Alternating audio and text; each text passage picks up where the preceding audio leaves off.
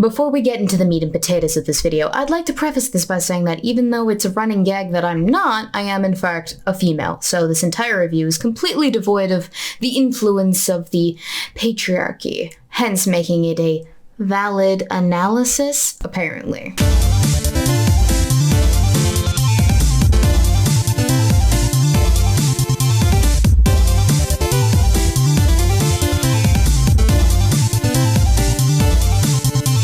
Demonetization process begin! You are the fastest, the strongest, the absolute baddest, and a huge pain in the ass. Before we get into my thoughts on the movie itself, I'd like to tackle the debacle that was the marketing behind this movie. It is absolutely my opinion that Marvel did not set out on the onset of this movie to make it an entirely social justice talking point for feminism, and hence the center of a massive controversy, but they certainly didn't help their case. Setting the release date to March 8th, International Women's Day, is not inherently an in-your-face SJW type thing. It's not really shoving SJW talking points down everyone's throats because we need to be inclusive of the women's. The subtle her in the movie trailer, again, not in your face. It would have been fine. It's a female-led action movie that isn't a big deal necessarily. We've had those before and no one bats an eye, so I don't see why it's such a big iconic thing that we need to make a big deal about. It kind of turns me off, not gonna lie, because it feels a little bit pandery to my genitals. My genitals don't have an opinion. It's up here that matters. And my brain is insulted by the fact that you think that I think that gender matters that much. But I digress. Do you honestly think that cinematic goers have just suddenly become the biggest misogynists in the year and a half since the release of Wonder Woman, or perhaps, I don't know, since Sarah Connor was a thing? It's not inherently vagina related, the controversy, if it's not because she's a woman. It's in the approach to marketing, specifically Brie Larson's contribution to the whole shenanigans. Other people besides white dudes like Star Wars and would love the opportunity to do a set visit. And I'm also saying I don't hate white dudes. I'm just saying we need to be conscious of our bias and do our part to make sure that everyone is in the room. Let me explain why it's a bad idea for your lead actress to throw a political message behind an action movie about a superhero when marketing it to its spectators. When you decide to make something political, you alienate a lot of your market if you start to attach a message that is inherently exclusive. Let me explain. If I, hypothetically speaking, were deciding to make a multi-billion or multi-million-dollar franchise out of comic book superhero characters, the entire market for which is mostly supported off of the wallets of a certain demographic, let's say white males, and then let's pretend for a moment that we were coming out with a movie in that franchise, and our title actor for said movie decided that it would be an ideal scenario for her to insinuate that those people making up the views of the movie that she's promoting and getting hyped about said character specific movie for aren't the very people who this movie was made for. We are expanding to make films that better reflect the people that buy movie tickets, but they are not allowed enough chances to read public discourse on these films by the people that these films were made for.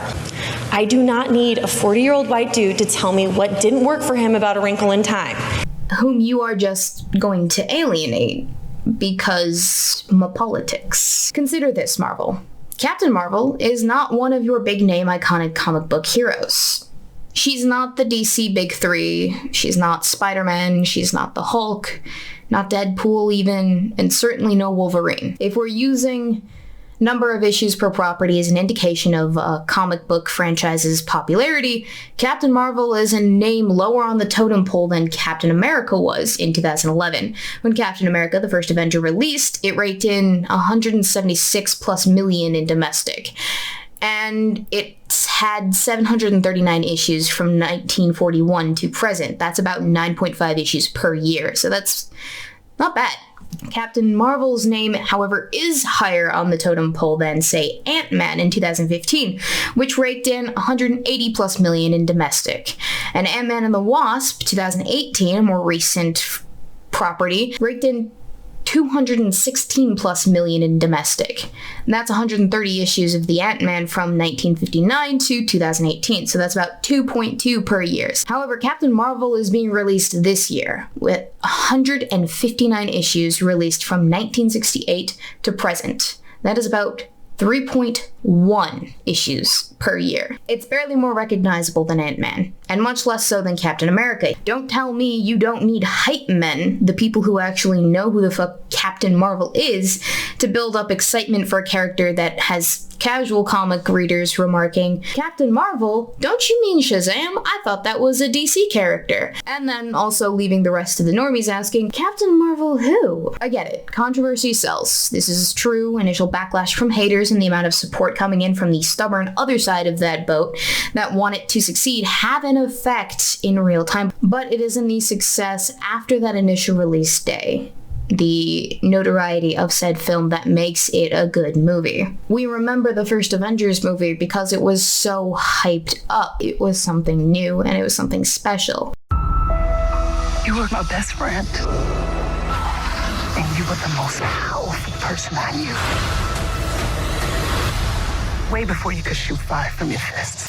So without further ado, let's get into my review of Captain Marvel. Captain Marvel is the story of the pre-Avengers Initiative Nick Fury inspiration episode for the Avengers Initiative, meant to establish the Deus Ex Machina of what is going to be Avengers Endgame, presumably. Captain Marvel is the empowerment origin story of a disempowered member of our society. It tells the story of Nick Fury and how he lost the use of his other eye and hence became a cripple. First, I'm going to talk about what I liked about the movie, because believe it or not, I am an optimist at heart, and I can always find positives in a manner of things, and this is a Marvel movie, in fact. Not some indie student passion project that only a handful of people are ever going to see at Sundance, so it's not going to be bad, people. Alright? They put a little bit of effort into this, so I think that they should get some acknowledgement and recognition for it. Okay? Just because Brie Larson fucked up doesn't mean that the rest of everyone else needs to suffer for it.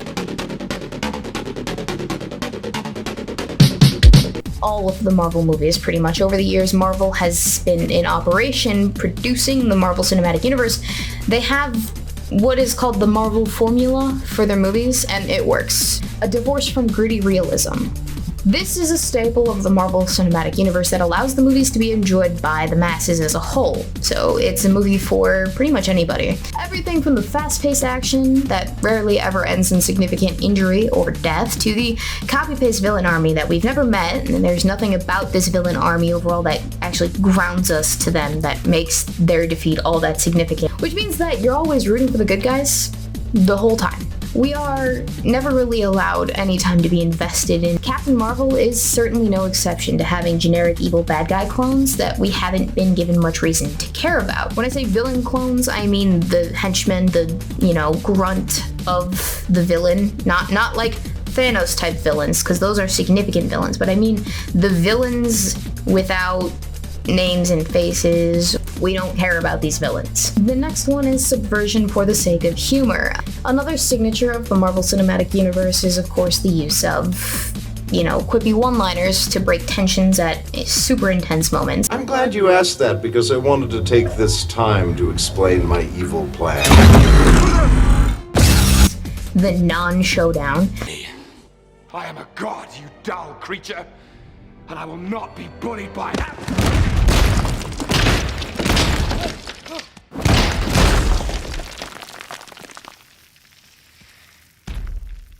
Puny god. And then the character that's there for simply easy comic relief or dialogue. I am Groot. Uh-huh. I'm Groot. No! This is something utilized to divorce from the gritty realism that would be present, but is not. Captain Marvel, of course, has these moments, and they're frequently peppered in throughout the entirety of the movie. Now, this is something that can be both a good thing and a bad thing. People like to have a fun movie. That's obvious, and that's exactly what Marvel movies are. They're fun. I've just laid out what makes them so. However, some of us, me, wouldn't mind the characters having an impactful moment from time to time in a Marvel movie. We would like to care more about these characters more than just on a surface level, and we know that Marvel can do this. I don't feel so good. You're all right. I don't know what's happening. I don't know. they can and are capable of building up intense emotional scenes, but more often than not, they have a tendency to ruin it for the sake of a cheap laugh, effectively rendering that moment completely useless and wasting my time. If it ain't broke though, I guess, don't fix it, because your seats are pretty full. And judging by Marvel's level of success, I'm not gonna count it against them, so this is a plus. The next thing is character dynamics. Marvel is really good at writing dialogue between their characters that fills in the film when there's no action happening on screen. How does Fury even see these? He turns. Sounds exhausting. The rest of the raw materials, Agent Barton can get his hands on pretty easily. Only major component he still needs is a power source. Captain Marvel is no exception. The conversations we get to listen in on between Fury and Danvers are chock full of that classic Marvel quipping that we've all grown used to, with Fury and Danvers firing off at each other rapidly sassy one-liners non-stop as they work to complete their mission. Think buddy cop film, because that's exactly what their dynamic was, and it worked. It's one of the things of the movie that I really liked about it, but it can't all be good. And of course, since this is a Weebo review of a movie, we're gonna rip it apart just a little bit. Now we discuss the things that I didn't like about Captain Marvel, and oh boy, there are several.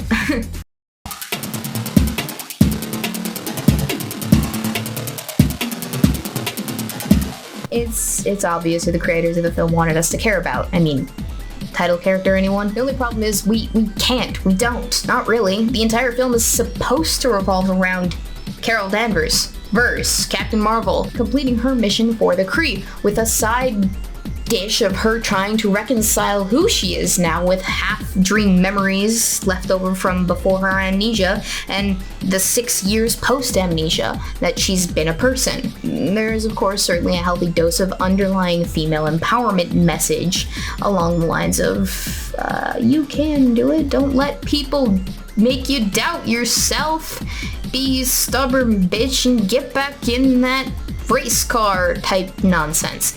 This is something that the film honestly could have done without and been 10 times better. It's honestly more of a waste of time than it does anything for our understanding of Carol. Reason being is they tried to sneak it in through amnesia flashbacks rather than actually develop that naturally in what Carol was going through current day. This was with the intent that, one, empowerment qualifies as a character trait, and two, you'd learn something about Carol, except that's bad. Let me explain. It's a bad idea because conveying character depth through amnesia flashbacks is kind of a stupid thing. I shouldn't have to explain this, but I think I need to. If a character can't remember who they were before amnesia, defining them now through what they don't remember is not going to lead you down a path of success, because then the character isn't granted the opportunity to be fleshed out as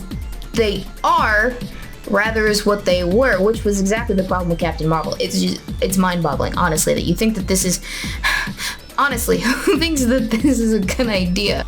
Anyway, it crippled Captain Marvel's ability, the opportunity to have her be fleshed out as a character in the present. I went 2 hours watching this character on screen, and the only thing that I actually know about her as a person are the facts present to us through exposition. She was an Air Force pilot, she had a best friend, she has had amnesia for the past 6 years, and she has this energy force power, and she's also sassy.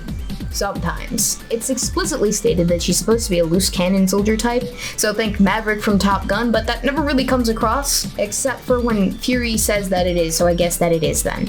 We don't see her actively defy anything because she can't take orders until at the very end when she's given a choice between a moral path and a not so moral path, which doesn't count in terms of mavericking about a character. But as far as sassy, it's not an adjective that I would apply to Brie Larson's character across the entirety of the movie.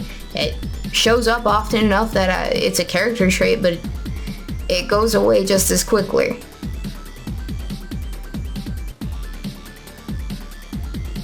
Brie Larson has a talent as an actress, I'll say that, but I don't think she was the right pick for this role, quite honestly. She doesn't give off the hero vibe. She's at her best in this role when she is interacting with her supporting cast, such as with Jude Law's character, Jan Rog, her Kree commander. That dynamic was one I wish we'd had more of in the movie, quite honestly, because it would have given us a chance to see more of Vers, Captain Marvel, as a character post her amnesia, and it would have been more significant for the overall plot later on. But they focused too much on her pre-amnesia arc when it was that they were interacting, and not so much on who she was as a result of her amnesia, which I think is more important, quite honestly. Overall, Captain Marvel is not the reason to see Captain Marvel. Captain Marvel is merely a method by which we are introduced to the more compelling characters of Captain Marvel, namely Nick Fury, Talos, Jan Rog, and Goose, my personal favorite character actually. All of these characters are some degree of supporting character to Captain Marvel, but we end up caring about these individual characters much more than we do about our title character, which if that's something that would turn you off of a movie, then I wouldn't recommend Captain Marvel. But if you want something fun to watch for about 2 hours, then go nuts. As I said, this is a Marvel movie, so it's not a bad movie. Whether or not it's good, however, is dependent on how you measure it. If you're just watching it for 2 hours of entertainment, then it's, yeah, good. But if you actually think about it, the movie might start to irk you a bit for what it does to the rest of the Avengers franchise, or the Marvel Cinematic Universe as a whole. If you think about it, you're gonna start to hate it a little bit. You can tell that Captain Marvel suffers from what can be considered a lack of foresight on the part of Marvel by a few very crucial revelations. Let me lay it out for you. We are given the impression that Captain Marvel is our kickoff Avenger recruit character because Fury has this idea for the Avengers initiative after his encounter with Marvel, but that kind of craps all over the idea behind Captain America, the first Avenger. Yeah. And then at the end of the movie, Captain Marvel unlocks the full potential of all of her powers, which she's had for the past 6 years, I might add, but has never once been able to demonstrate at full impact because the rest of the movie wouldn't exist then. Anyway, they're pretty kick-ass and she unlocks them, and suddenly she has a number of new skills such as flight, invulnerability to spaceships, and super strength, and of course her super blasts, which make her glowy and shit. Think Starfire, but more. That's fine. I'm not salty about the fact that she basically just married Sue that in the span of like 5 minutes. What I am salty about is that after demonstrating all of this nonsense at the end of the film, Captain Marvel gives Fury the communicator you see at the end of Endgame, and tells him, quote, "for emergencies only." Let me explain why this is a problem, okay? Marvel is telling me that Nick Fury has had this communicator to call on a trump card from this point in the MCU timeline onwards, which means that he's had it during the first Avengers movie when he was scrambling to bring together the Avengers initiative that Captain Marvel had inspired to stop an invasion of Chitauri. I don't know about you guys, but I feel like that would count as an emergency. One of those situations that would warrant Captain Marvel coming back.